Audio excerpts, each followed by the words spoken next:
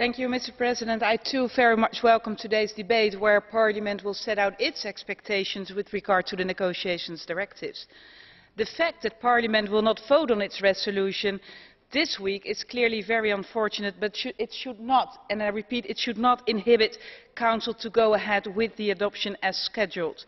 Parliament's views are being put forward as we speak, and it's no secret that Council and Commission are already fully aware of the resolution and its content. And in this respect, I can only say that I do appreciate the new spirit of cooperation demonstrated by both Council and Commission to engage with this House.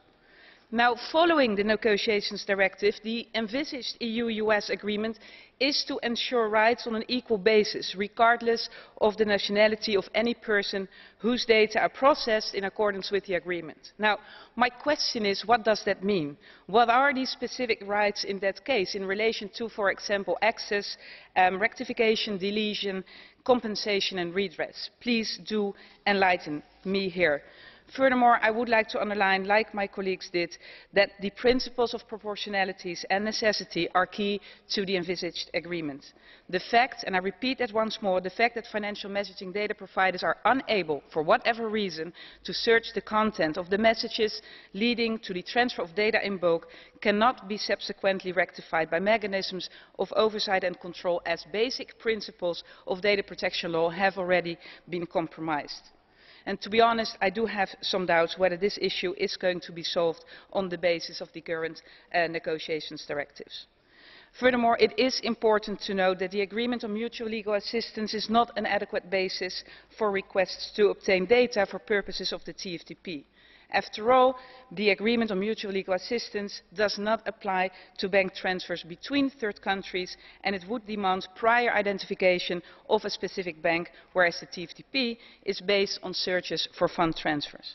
It's therefore crucial, and I would like to stress that, it's therefore crucial that negotiations focus on finding a solution to make one compatible with the other.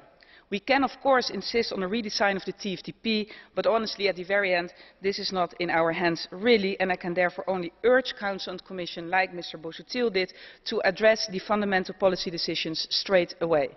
I do expect a clear and binding commitment on the part of both Council and Commission to undertake all that is necessary to effectively introduce a durable, legally sound European solution to the extraction of data on European soil.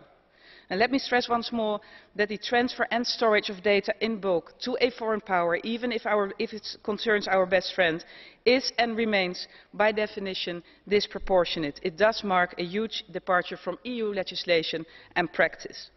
The rule of law is crucially important, and in this context Parliament must be extremely mindful in assessing envisaged agreements such as the one we are discussing today. I do support, like others, a strong outward-looking EU that is capable of acting shoulder to shoulder as an equal partner to the US. And in that framework, I can only underline once more that it's the EU that needs to lay down the principles on how Europe will cooperate with the US for counter-terrorism purposes, including law enforcement use of data collected for commercial ends. Getting it right should be the objective, and the European legal demands for the fair, proportionate and lawful processing of personal information are of paramount importance and must always be upheld. Now it's for Council and Commission to put this into concrete action as soon as possible and to negotiate an agreement that meets all of the EU and US expectations. Thank you very much.